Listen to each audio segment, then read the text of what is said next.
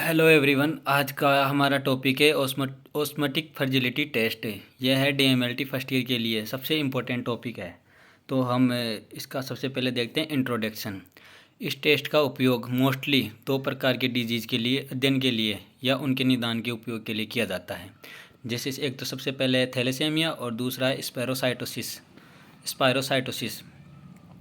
Thalassaemia में अब normal haemoglobin का इंक्रीज हो जाता है, यानी कि थैलेसेमिया में अब नॉर्मल हीमोग्लोबिन का इंक्रीज हो जाता है।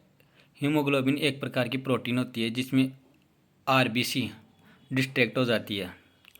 स्पायरोसाइटोसिस डिजीज़ में आरबीसी की शेप एंड साइज में चेंजेस आ जाते हैं, जिससे एनीमिया की कंडीशन बढ़ जाती है।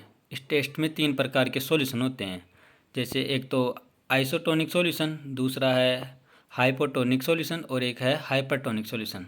अब आइसोटोनिक सॉल्यूशन, इसमें जो आरबीसी होती है इसके साइज एंड शेप में कोई भी चेंजेस नहीं होता है।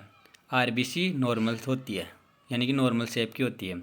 अब हाइपोटोनिक सॉल्यूशन, इसमें क्या होता है, NaCl की कॉन्सेंट्रेशन या सांद्रता कम हो जाती है और पानी की सांद्रता बढ़ जाती है, जिससे आरबीसी के अंदर पानी चला जाता है और आरबीसी की साइज बढ़ने लग जाती है।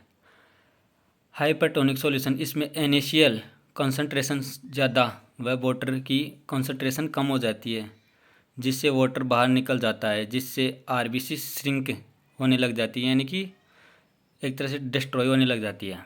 अब मटेरियल और इंस्ट्रूमेंट, अब इसके अंदर क्या क्या मटेरियल और इंस्ट्रूमेंट चाहिए, जैसे test tube, heparinised blood, centrifuge machine, isotonic solution, hypotonic solution, hypertonic solution, dropper और 0.5% सालीन और 0.9% सालीन।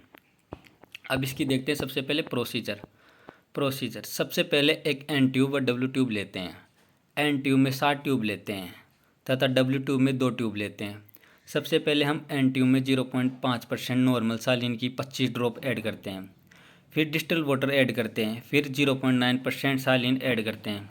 फर्स्ट ट्यूब में 25 ड्रॉप और सेकेंड ट्यूब में 23 ड्रॉप व थर्ड ट्यूब में 21 ड्रॉप, ऐसे कर करके 2 बूंद कम कर देते हैं इसके अंदर। अब फर्स्ट ट्यूब में 25 ड्रॉप, सेकेंड ट्यूब में 23 व थर्ड में 21, इसी प्रकार 2 बूंद कम करके फिर वापस डिस्टिल वाटर ऐड करते हैं।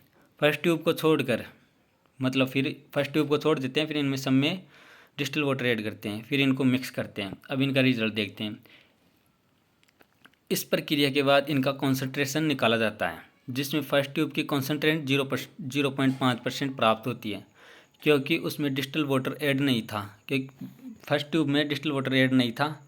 सेकेंड ट्यूब की 46% आती है, वह थर्ड ट्यूब की 45% और फोर्थ की 0.38, इसमें भी 2% कम, 4% कम हो जाती है।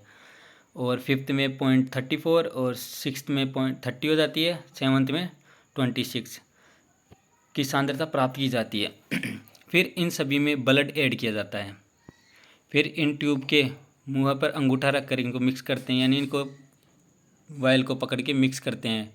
फिर 2 से 3 आवर्स के बाद इनका ऑब्जर्वेशन कर लेते हैं।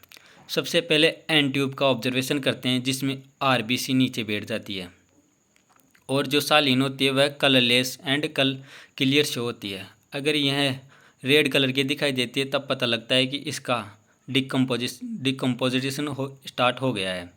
अब इसके बाद क्या करते हैं, इसके बाद लेते हैं डब्ल्यू ट्यूब का ऑब्जर्वेशन करते हैं, जिसमें यह रेड कलर यानी कि ड्राई शो होती है, जिसमें पता लगता है कि ब्लड डिकम्पोज्ड हो गया।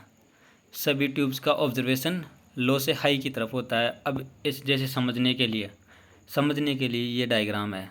सबसे पहले क्या लिए, एन ट्यूब 7 ट्यूब ली, जिसमें क्या क्या मिक्स किया, 0.5% नॉर्मल सालीन की 25 ड्रॉप, फिर डिस्टल वाटर ऐड किया, फिर 0.9% सालीन, जैसे पहले में 25 ड्रॉप, फिर सेकंड में 23, फिर थर्ड में 21, फिर 19, फिर 17, फिर 15, फिर 13 ऐसे ऐड करते हैं। फिर डिस्टल वाटर ऐड करते हैं, फिर उसके बाद इसको मिक्स करते हैं अच्छे से।